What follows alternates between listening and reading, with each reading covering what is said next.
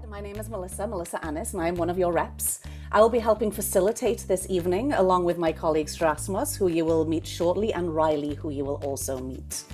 We do have various members who are in different roles in the union here today, and they may also speak as well. But the agenda for the next hour should run something like this. Information on joining the union, followed by a brief outline on how to obtain your reappointment rights, otherwise known as your Article 10 rights, details about compensation, academic freedom, benefits such as health insurance, sick and safe leave, annuity plan, and your funding opportunities. We will then open up the meeting for a short time to any questions you may have before passing the reins over to perhaps to Charles, or Chuck, as some of us know him, Gelman, who has been an integral part of the organising committee, who is also a steward and has various roles within the union. And he's also a member of the Joint Council. And we also have Julia here, who is one of our wonderful UAW organisers, who's here to talk a little about how you can get involved with the union. So after our Q&A, we will speak to them about that. So without further ado, we should probably dive into some of the topics that we're covering tonight. Now, Erasmus, tell us a little bit, and to give us a little bit of context, on some of the gains the union has made in the 2022 and the 2028 contract. Yes, our current contract was ratified in the fall of 22, and it will be in place until the fall of 28. It constitutes a major step forward in our union's history, a great improvement from our previous contract. Here are some of the improvements it involves. Increased compensation for most adjuncts, and an increase that was 34% immediately, and this involves yearly increases as well. During the duration of the contract, with the yearly increases, the compensation for most adjuncts will increase by more than 60% of what it was under the previous contract. In addition to that, the new contract has added what we call administrative service payment to our compensation structure. Previously, all sorts of labors, for example, lesson planning, grading, office hours, the writing of recommendation letters, all of that went unpaid. We were compensated only for the time that we spent in the classroom with students. Under the new contract, we now receive compensation for this work, and to be clear, this is in addition to the compensation received for classroom time. The new contract brought about parity for clinical nurses and adjuncts who teach studio classes in art and performance. Now these adjuncts are paid at the standard lecture rate, correcting an 18-year imbalance. The new contract brought about stronger severance pay for the loss of appointments, stronger health insurance subsidies, a potentially stronger retirement plan if one uses it wisely. There are multiple other benefits as well, and we will discuss them in greater detail soon. But it is important to note at the outset that these were not gifts or grants from NYU. They were hard-earned gains. A lot of people got involved with the union during the days of the contract campaign. There were social events, rallies, postering events, and other forms of outreach. There was a highly visible website built specifically for the campaign by the NYU Organizing Committee. There was open bargaining where many adjuncts testified to their experiences. The negotiations of the bargaining committee went well into the night on more than one occasion, and there was a strike authorization vote by which 96% of the members voted in favor of authorizing our bargaining committee to call the strike if necessary, and thus gave the bargaining committee a great form of leverage in doing its work. Now, we have one of the best contracts around, adjunct contracts around, and it is also a great new starting point, something to really build on as we move forward to the negotiations of 2028. And you'll hear, as Melissa mentioned to you, you'll hear more about opportunities for getting involved later in the session. Fantastic. Thank you so much.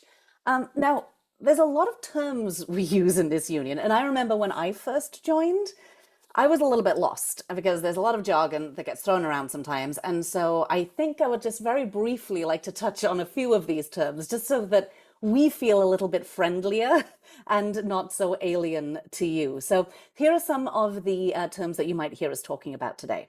To start, we're going to talk about BUE. right? This means bargaining unit eligible. If you are BUE, you have 40 plus hours of teaching or 75 plus hours of tutoring individual instruction in a semester. If you fall under one of these categories, you will be bargaining unit eligible and therefore covered by the contract. You'll also hear us talk about contact hours. A contact hour is actually 50 minutes of teaching in the classroom or online for those of you who actually are still working remotely. You'll hear us talk about academic year. The academic year runs September 1st to August 31st. This is important to know because your reappointment rights qualification is calculated by the academic year, not a regular year. We'll hear more about that shortly, but it's a term that you will probably be using quite a bit. Paying dues. Paying dues to the union is a required condition of continued employment at NYU, and these dues are taken directly from your paycheck. Now, joining the union is not automatic. In order to officially join the union, you must complete the enrollment form, or you might hear us refer to it as the union membership card or the union card. This form needs a signature in two places. The first signature allows you to join the unit, and the other authorizes payroll deduction of dues. You must sign both sections to be a member. The card requires you to fill in your N number, and many of you have emailed me already asking, where do I find my N number? Well, you can find this number on the back of your NYU ID card. If you're still having trouble, let's say the dog has eaten your card, just email us and we will find it for you. Once the union is in receipt of your form, you'll be charged a one-time initiation fee of $50 when you join.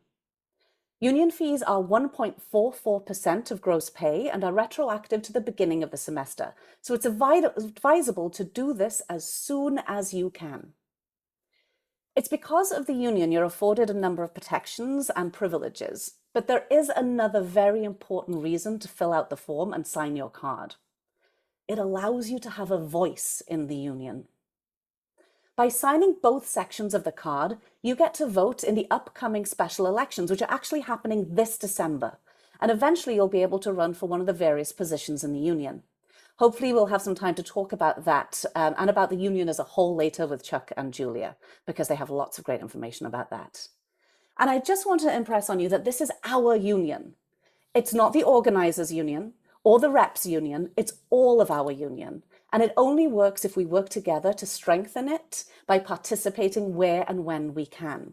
And signing the card is a great way of participating. It makes a huge difference.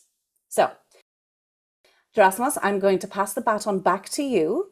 I hope that you can discuss a little bit of the contract with our friends here. Yes, thank you, Melissa. So it's very important just to start with some basic information for you to check your appointment letters. And these are the set of topics that I'll be discussing next, but it's very important for you to check your appointment letters and to make sure that they contain all of this information. Just to list it, apart from your name, your N number, which you can also find on the back of your ID card, your school and department, the semester and academic year of your appointment, the course name and number, the scheduled course meetings, meeting days and times, the number of course credits, okay, and contact hour rate and contact hour pay frequency. So when you have a moment, please check to make sure that all that information is on your appointment letter. Because when disputes arise down the road, you know, it's important for us to know sort of the facts and you know, be able to help you through the use of those facts. Now, the first 2 semesters of employment, your first 2 semesters of employment at NYU are a probationary period. So Article 5, Section A of the contract states that each adjunct or part-time faculty providing instruction or tutoring shall be on a probationary status during the first 2 semesters of employment. What does that mean?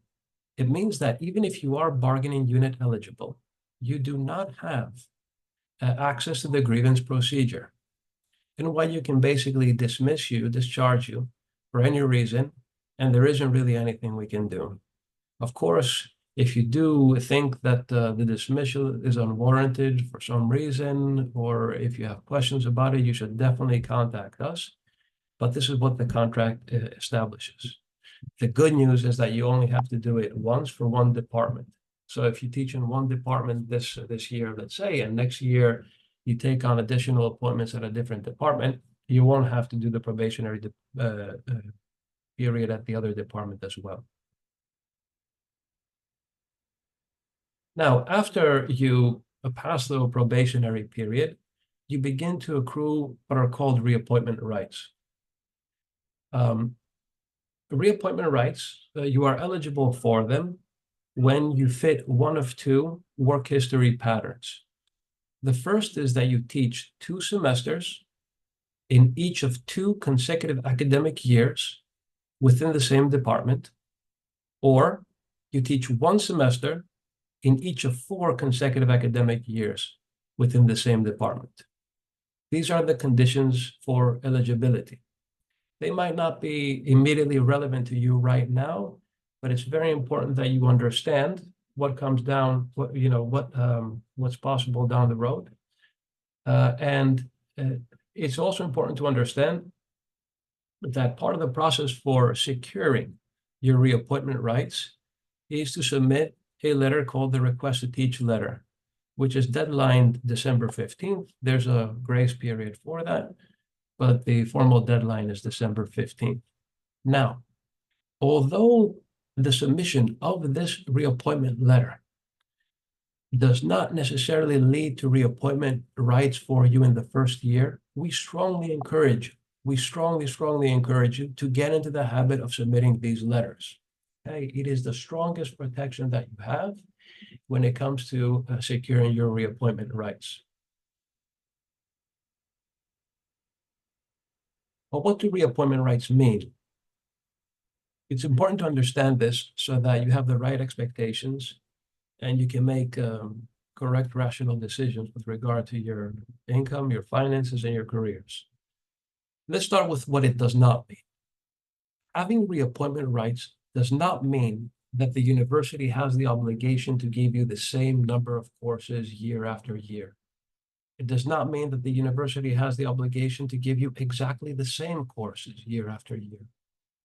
Nor does it mean that the university has the obligation to give you courses during the same semesters or during the same times and dates.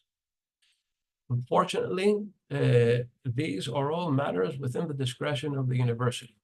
But what reappointment rights do mean, once you have crossed the thresholds discussed in the previous slide, it means that you have a right to receive severance pay in the event that the number of courses you have been appointed to drops below a certain number, okay? Drops below the number that you have been consistently appointed to in the years leading up to reappointment. Okay, so in short, it means potential eligibility for severance pay. And in addition to that, it is a precondition for taking an unpaid leave. Right? We have within our contract the right to take up to 1 academic year of unpaid leave. And even though there are special eligibility criteria for that, reappointment rights are the basic precondition.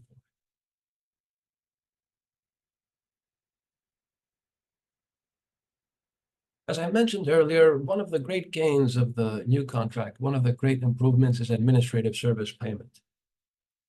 Now, to determine administrative service payment, you don't look at the contact hours that you have, you look at the credits that your appointments are worth, okay, or the credits that they carry. So a non-credit, no credit, 1 credit or 2 credit course is $1,071.23. 3 credit course, well, you see the figures here. The 4 credit course, you see the figures here. It's also important to note that these payments are subject to yearly increases, just like compensation is.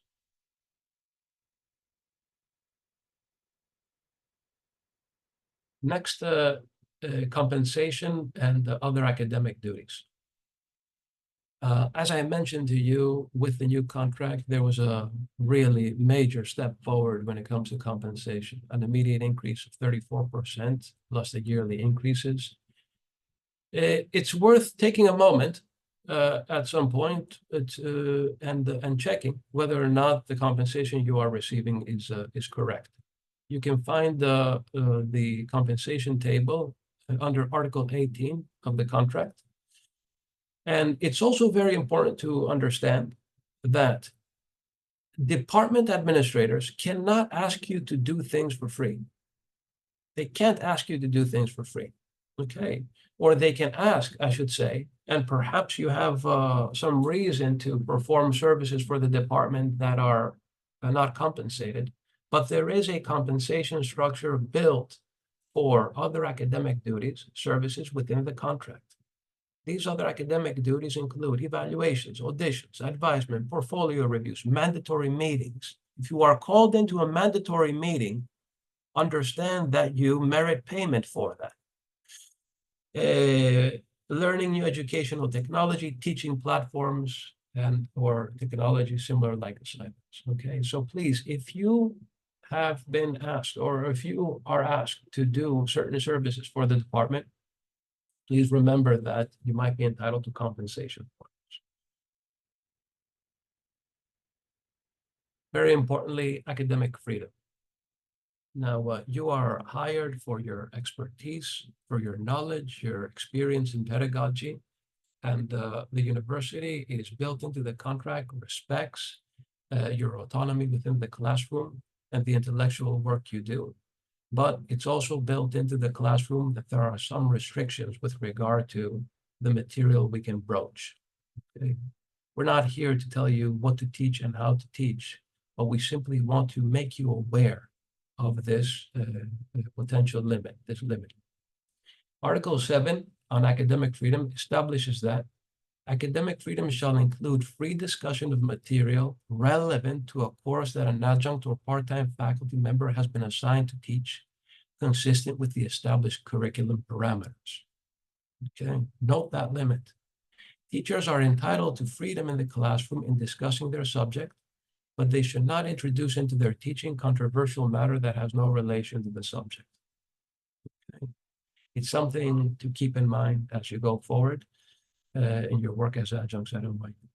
Thank you, Gerasimos. So now we're going to pass it over to Riley, who is going to educate us on our benefits. Thank you so much, Riley. Yeah, hi everyone. So a few of the benefits I'd like to highlight today is your health insurance, paid sick and safe leave, and your annuity plans. So for health insurance, NYU offers medical, dental, and vision, and this is found in Article 20 of your contract. There is a 1-year qualification period for this. So if you've taught 40 or more contact hours in one academic year and you have an appointment for the following academic year, you are then eligible to enroll. So you must have an appointment for the following academic year to enroll. If you teach those 40 hours in one academic year, but you don't have an appointment, you are not eligible to enroll. NYU does offer some contribution to your insurance plan based on the number of contact hours you taught in the preceding academic year. And there are 3 categories for this. So category A, 126 or more contact hours or 225 hours of individual instruction. Category B is 56 or more contact hours or 150 plus contact hours of individual instruction. And category C, which is 40 or more or 75 or more of individual instruction or tutoring. So you must have at least taught 40 contact hours to be included in these contributions. So here's the table showing those percentages that NYU will contribute to your health insurance. So for example, if you taught 126 contact hours in the preceding academic year, you fall under category A. And if you select an individual plan, they would contribute 80% to that plan. Another example, if you taught between 40 or 55 contact hours and you chose a family plan, then you would receive 30% from NYU as a contribution to your health plan. There is an annual enrollment period for these plans, and that takes place between mid to late October through early November.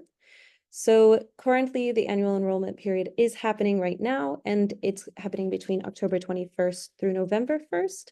And something to note is that the coverage for these plans are always going to begin on January 1st of the following year.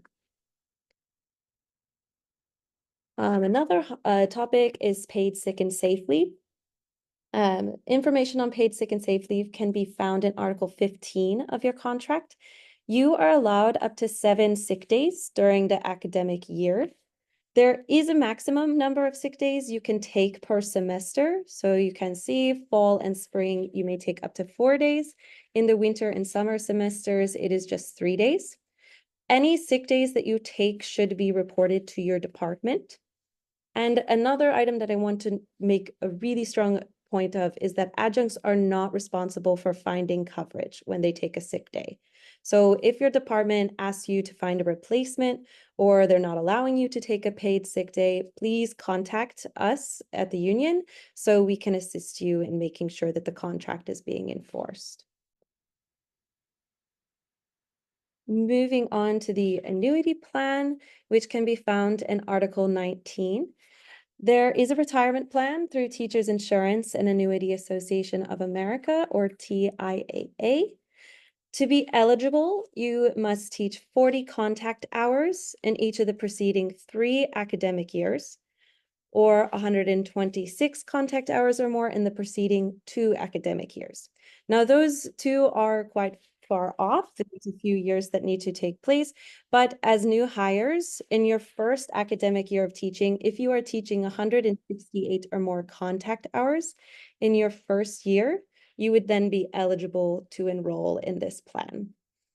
And as Rasmus said, the matching contributions are a big win for us. So NYU makes both non-elective and matching contributions. You will receive a non-elective 5% contribution if you just simply enroll with TIA. So if you go to their website and you enroll in the program, you receive 5%. You do not have to make any contribution. If you'd like to receive the matching contribution from NYU, which they will match up to 5%, then you would have to make a contribution on your own.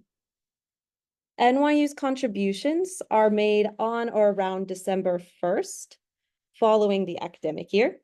So, for example, if your gross income in the preceding academic year is $50,000, you contribute 5%, which is $2,500.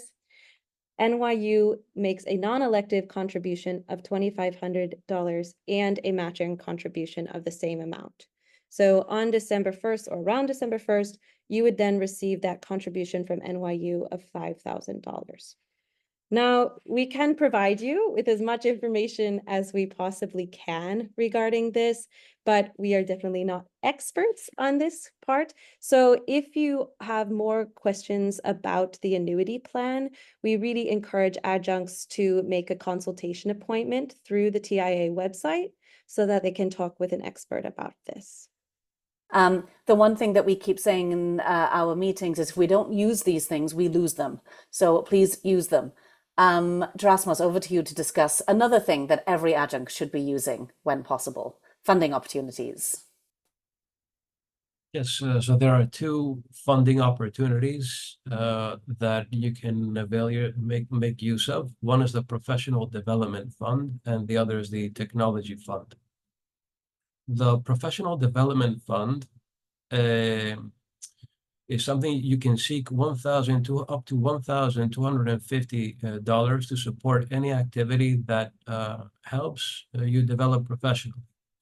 And these include seeking certification or recertification,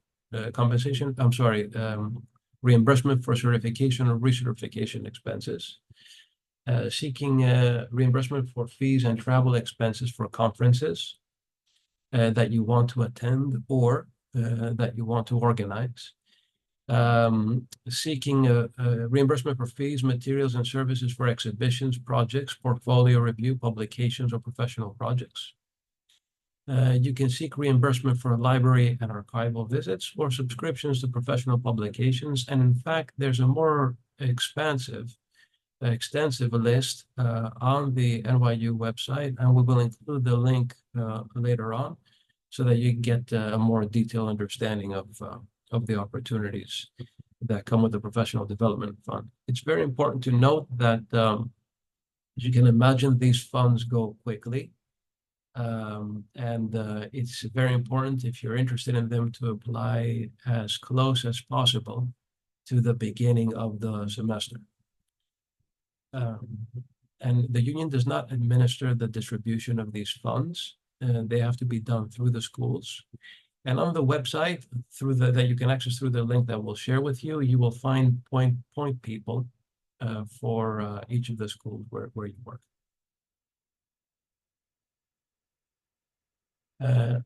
Another outcome of the bargaining negotiations that took place in 22 for the new contract is the technology fund. So if there is teaching related technology that you need, and by teaching related, we mean related to the appointments that you have at NYU, you can seek reimbursement for the purchase of that technology. And the maximum reimbursement you can request is $500. So two examples of requests that have been accepted by the university are requests for computers, tablets. There are others, but these are the ones most frequently sought and most frequently reimbursed.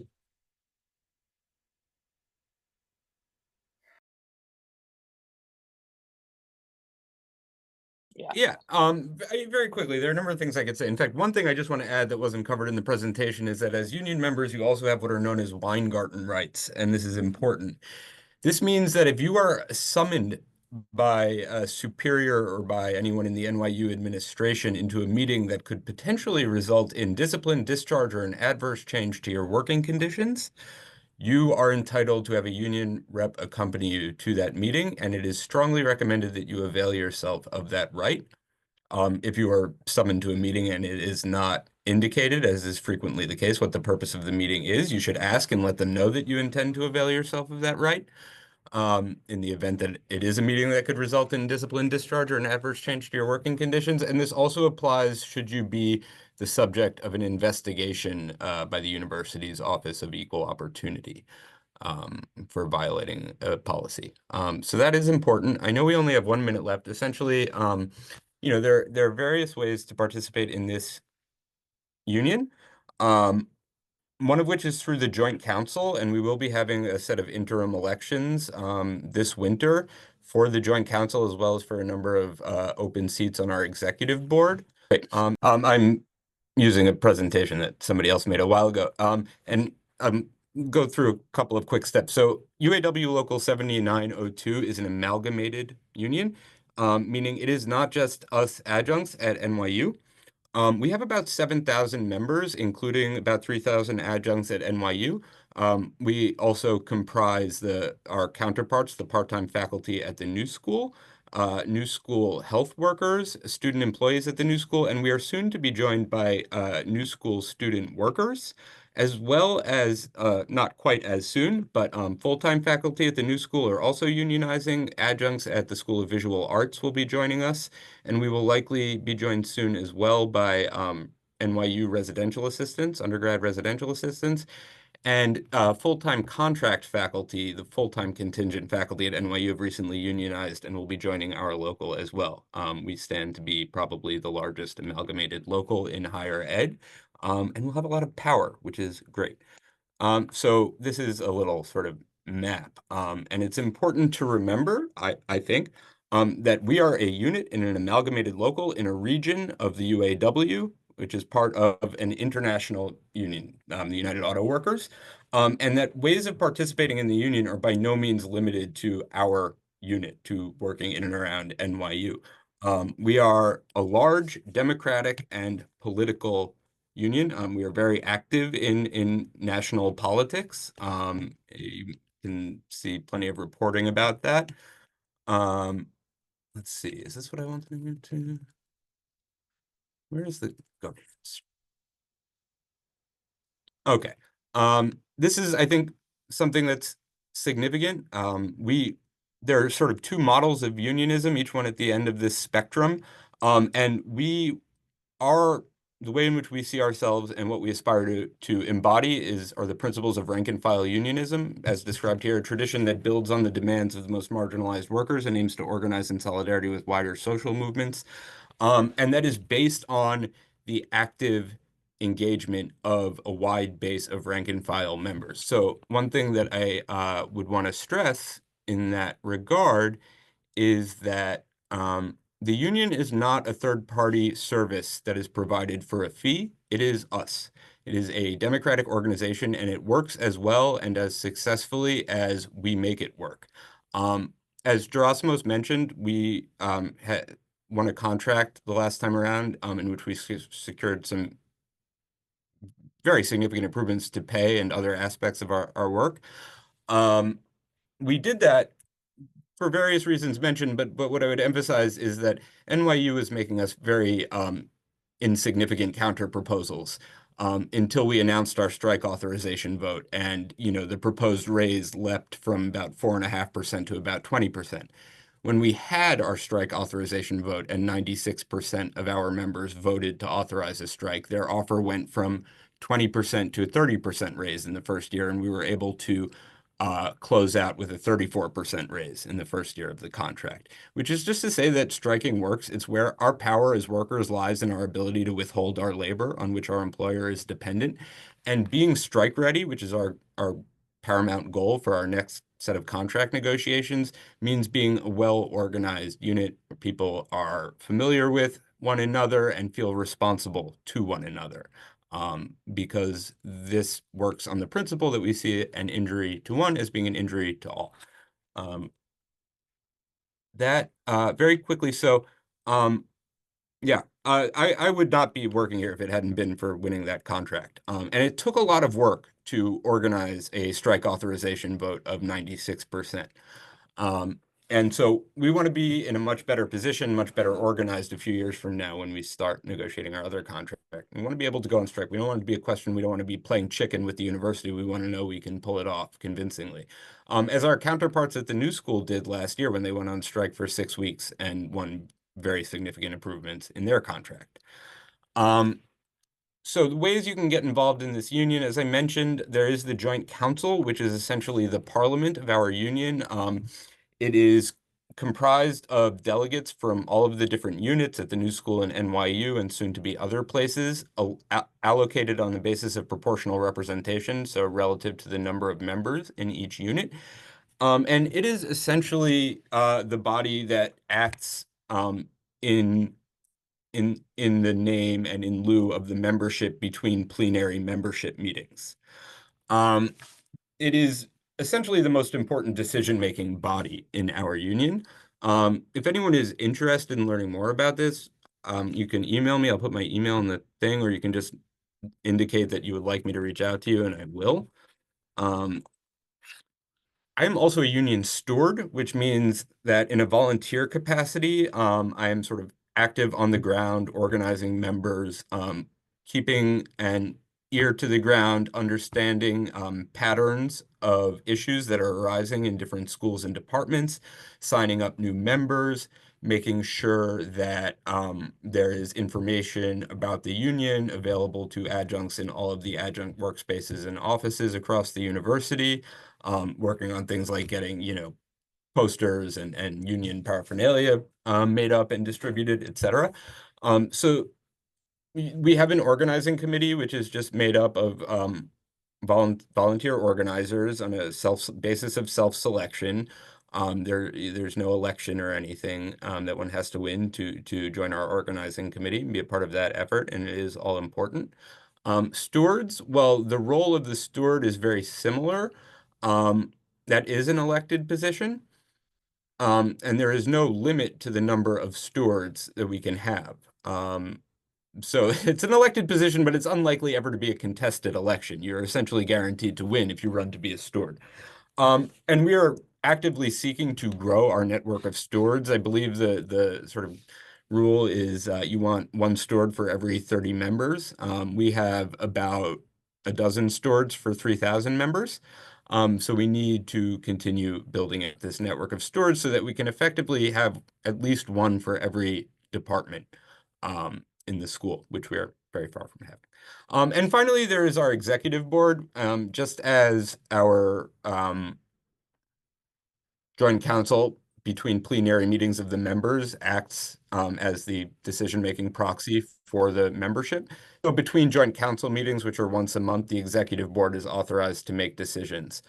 The executive board comprises our president, 2 vice presidents, 3 trustees, a sergeant at arms, a recording secretary, and a guide. And I'm happy to talk to anyone who is interested in learning more about what these positions entail. And there will be a number of vacancies on the executive board coming up in our interim elections as well.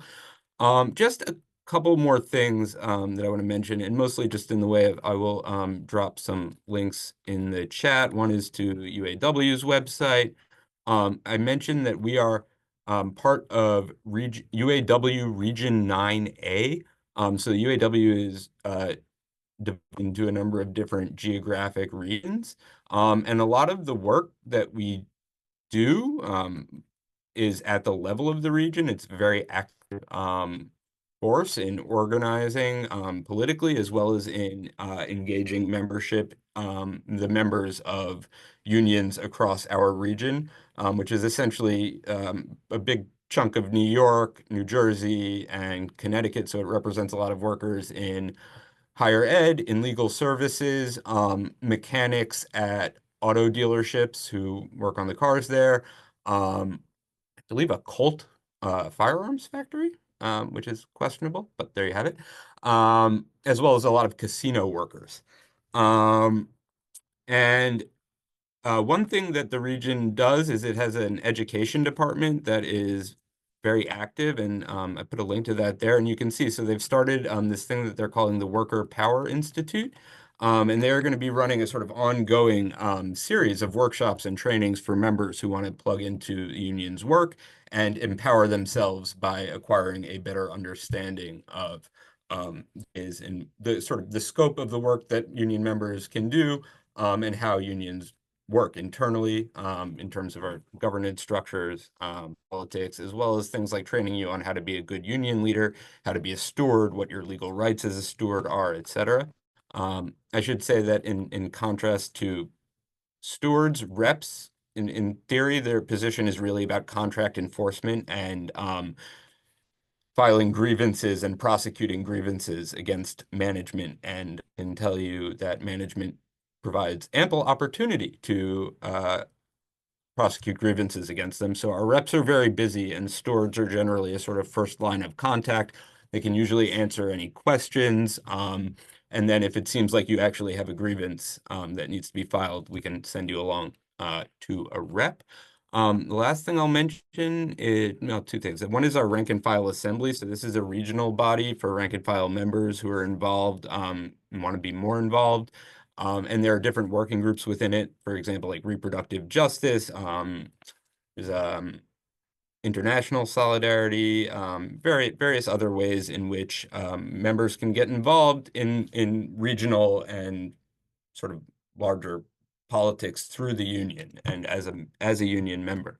I should say the UW is very much at the forefront of a renascent and once again very militant labor movement in the United States. And you know,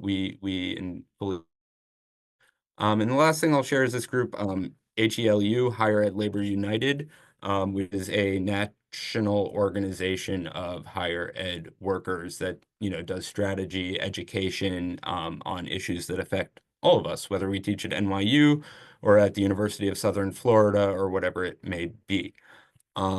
So I would strongly encourage anyone who is interested in, I mean, you will hear from us in one way or another, but again, I'll put my email in the chat, and maybe Julia, you could put yours, and I just encourage you to reach out. It can be a very short email, just say, hi, I'm interested in getting involved, and we will find a time to talk. And go into further detail about all of that. Yeah. So I mean, first of all, I want to introduce myself. I'm Julia. I am, I think, the one person here who does not teach at NYU. I am a staff organizer for the local, meaning I work for all of you, and my role is to help with contract enforcement and organizing. So I am around. I'm going to drop my email in the chat. If anybody wants to talk about anything, I'm here. And I am the person from the union who is assigned to NYU adjuncts as a unit. So I'm here really for all of you. A couple of things, I think Chuck really got a lot of it, but there are a couple of local wide committees as well that are open if anybody wants to join. There's an education committee, which I'm on, which is also setting up a series of trainings specific to the local on the first couple of trainings are going to be on Weingarten rights, which Chuck did mention. Then there are going to be trainings on reading a contract, grievances, and organizing. And thanks, Melissa. I know that wasn't on purpose, but I'm going to take it as a positive thing. And organizing as membership. So if anybody is like interested in getting involved, that's another way to do so at the local level. And you know, there's just a lot going on, and I'll just echo what Melissa said. I came from another local within the region. I was working for the as an immigration lawyer at the Association of Legal Aid Attorneys, and I just got really, really involved in the local and in organizing, and was like, oh wow, this is better than my actual job. And that might not be how all of you feel, but it is certainly, I think, a great way to meet people. And if you are interested in organizing, if you're interested in like seeking justice in the workplace, but also outside of it, there are like there's so many ways to do that. So yeah, I'm around if you want to have those conversations. Chuck is around, all your reps are around, and stewards. And I will now let people go. As well, reach out to us if anything still feels unclear, and please sign your union card. Go to our website. If somebody could just pop a link to the card in the chat, that would be helpful. All you have to do is download it, sign it, both sections, put your N number in there and send it over to us. We will do the rest. But the more members we have, the more strength we have. So please join us. And let's grab a beer at a social soon and get to know each other, friends. Have a lovely, lovely evening. Bye-bye. Thanks, everyone. Take care.